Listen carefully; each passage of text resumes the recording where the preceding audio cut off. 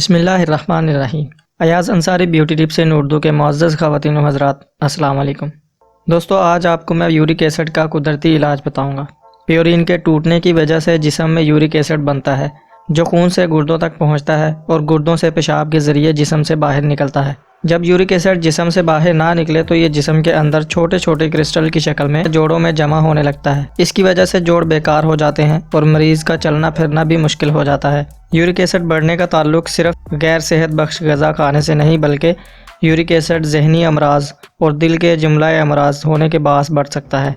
Uric acid को control करने के लिए आज मैं आपको इस वीडियो में एक कुदरती नुस्खा बताऊंगा।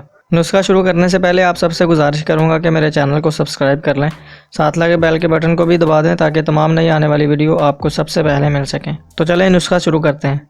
इस नुस्खे को बनाने में जो अज्जा शामिल होंगे उनमें सबसे पहले है सना मकई 100 ग्राम, सौंफ 50 ग्राम, अजवाइन देसी 50 ग्राम और खरबूजे के बीज 100 ग्राम। दोस्तों, खरबूजे के बीज सूखे हुए लेने।